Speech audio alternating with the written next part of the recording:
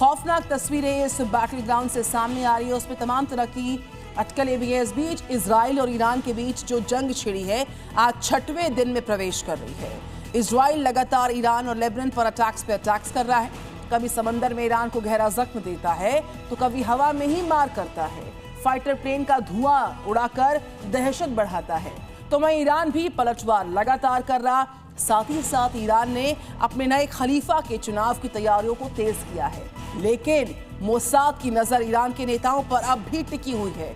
Iran इस बात को जानता है कि अगर मोसाद को भनक लग गई तो वो उसके मंसूबों पर पानी फेर सकता है और इसीलिए ईरान ने मोसाद से बचने, दुश्मनों पर हमले के लिए एक खास किस्म का प्लान तैयार किया और उसी प्लान के तहत वो अपने अटैक्स कर रहा है, जिसका असर अब साफ साफ नजर आ रहा। इजराइल के बहुत सारे शहर ऐसे हैं जहां पर अब भी अटैक्स के सायरन सुनाई पड़ रहे हैं और बज रही है एक बड़े जंग की घंटी। ईरान वर्सेस इजराइल, महाविनाश तय है। मिडिल ईस्ट में तबाही, आसमान में उठता धुआं सबसे बड़ी गवाही।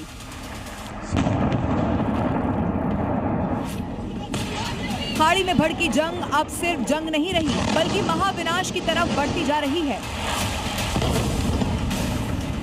एक तरफ इजराइल है जो लगातार अमेरिका की मदद से अपने घातक हथियारों के जरिए ईरान को टारगेट कर रहा है। ईरान में इजराइल के बैक टू बैक अटैक हो रहे हैं। तेहरान से लेकर उर्मिया तक इजरायली अमेरिकी एयरफोर्स ने जबरदस्त तबाही मचाई है। IRGC के ठिकाने पूरी तरह से मटिया मेट कर दिए गए हैं। तो वहीं दूसरी तरफ इजराइल पर मिसाइलों की बारिश जारी है और अब 11 देशों को भी ईरान ने सीधे निशाने पर लिया है। एक के बाद एक बैलिस्टिक मिसाइलें दागी जा रही हैं, ड्रोन हमलों की झड़ी लगा दी गई है और इजराइल के कई सैन्य ठिकानों को सीधा निशाना बनाया जा रहा है। ईरान के इन हमलों के बाद ट्रंप ने भी साफ कह दिया है कि मिशन पूरा होने तक ये युद्ध जारी रहेगा। इसके साथ ही चेतावनी भी दे दी है कि ईरान सरेंडर करे नहीं तो उसकी तबाही तय है, जिसकी गवाही ये तस्वीरें दे रही हैं। तस्वीरों में आप देख सकते हैं कि इजराइल और अमेरिका कैसे ईरान और उसके जंगी जहाजों को निशाना बना रहे हैं। ये ईरान का नेवी का एक सोलेमानी क्लास कॉर्वेट है जो कि श्रीलंका के तट पर था, लेकिन जैसे ही अमेरिका को अपने सैटेलाइट से इसकी जानकारी मिली वैसे ही अमेरिका ने स्ट्राइक कर दी। फिर जो हुआ वो आपके सामने है। सोलेमानी क्लास कॉर्वेट तबाह और आसमान में बस धुआं ही धुआं।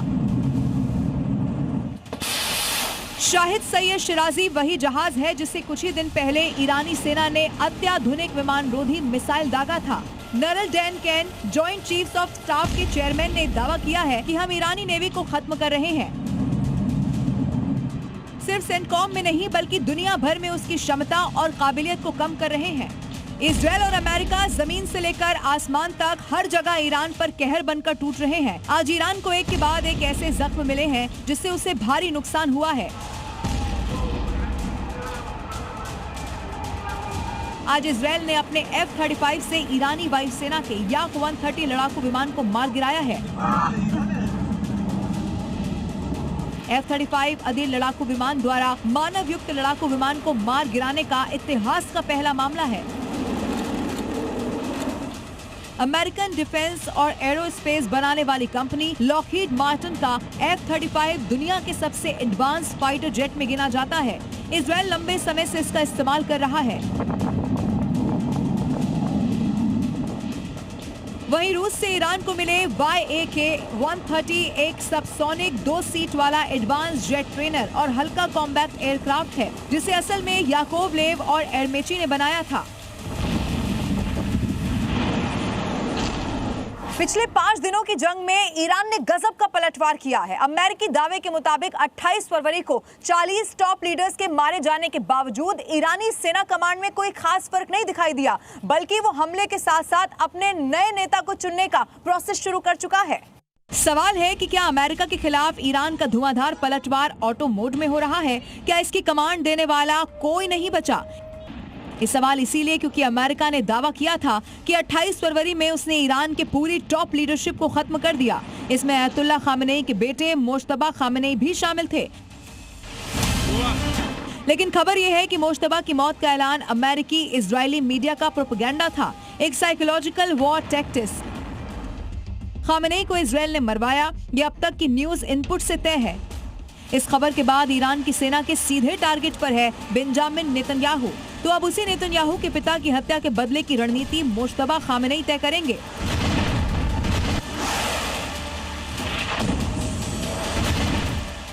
हालांकि पिता आयतुल्लाह खामेनेई के सुप्रीम लीडर रहते मुश्तबा सार्वजनिक जीवन में कम ही दिखे। उन्होंने ईरान का कोई सरकारी ओहदा भी नहीं संभाला, लेकिन कहा जाता है कि वो अपने पिता के भरोसेमंद सलाहकार थे।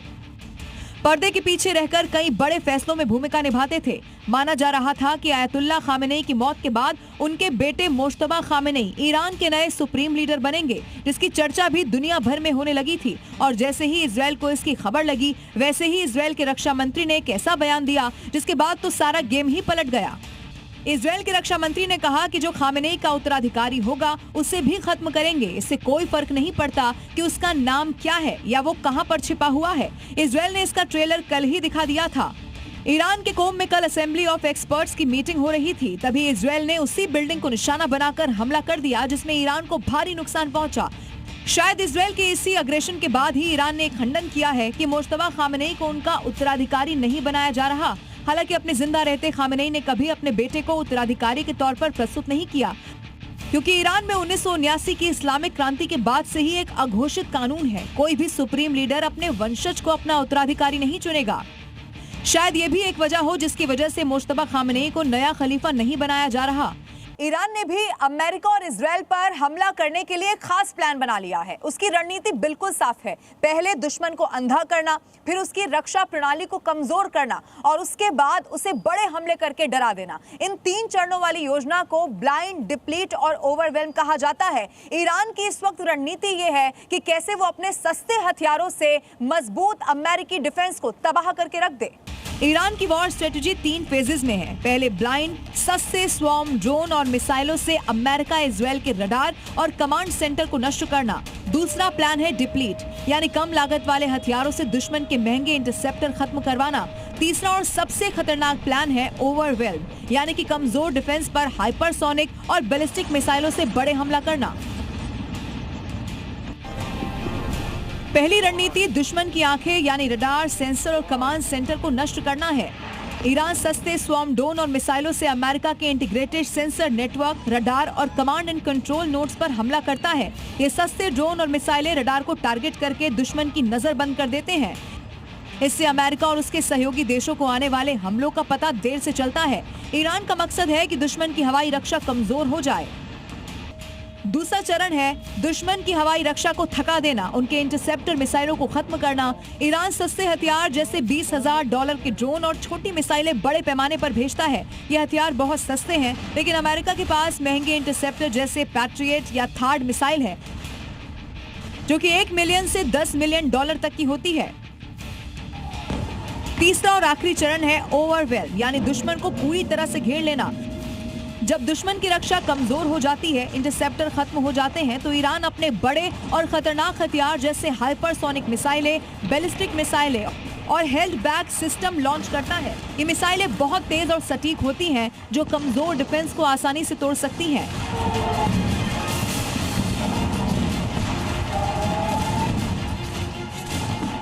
ईरान इन हमलों से अमेरिकी जहाजों, बेस और महत्वपूर्ण जगहों पर बड़ा नुकसान पहुंचाना चाहता है। शुरुआती चरणों में सस्ते हथियारों से दुश्मन को थकाकर ईरान बड़े हमलों के लिए रास्ता साफ करता है। हालांकि अमेरिका इजराइल की एयर सुपीरियरिटी अभी मजबूत है। ईरान के लॉन्चर कमजोर हो रहे हैं, लेकिन ईरान की रणनीति लंबे समय तक युद्ध को खींच सकती है। खामेनेई की मौत के बाद ईरान का बदलापुर इतना ज्यादा बढ़ गया है कि वो एक के बाद एक कई देशों को अब निशाना बना रहा है और ईरान के इसी प्रहार में उसकी सबसे बड़ी ताकत है हथियारों का वो जखीरा जो उसने सालों से जमा करके रखा था। ईरान के पास बैलिस्टिक और क्रूज मिसाइलों का एक बड़ा जखीरा है और इसी का इस्तेमाल वो इस युद्ध में कर रहा है, जिसमें ईरान के पास 2000 किलोमीटर की रेंज वाली सेजिल है, 2500 से 3000 किलोमीटर की रेंज वाली खैबर मिसाइल है जो कि 450 से 600 किलो वॉरहेड ले जा सकती है। तो वहीं गद्र भी 2000 किलोमीटर की रेंज के साथ मिडिल ईस्ट में कहर बरपा रही है, जो कि गल्फ बेस पर सटीक हमलों के लिए मजबूत मानी जाती है। हाल ही में ईरान अब तक 1300 से 2000 किलोमीटर रेंज वाली शहाब 3 का भी इस्तेमाल कर चुका है। तो वहीं फतेह मिसाइल चलाने की भी पुष्टि की गई है। ईरान के मुताबिक वो हमले भले ही मिडिल ईस्ट के देशों पर कर रहा है, लेकिन उसका असली निशाना ये देश नहीं बल्कि अमेरिका है। इस युद्ध में एक तरफ मिसाइलें कहर बरपा रही हैं, तो तुरुप का इक्का उसके ड्रोन साबित हो रहे हैं, जो कि आत्मघाती तो है ही, इसके साथ ही जल थल नभ यानी कि तीनों वॉर फ्रंट पर एक साथ बारूदी बवंडर ला रहे हैं।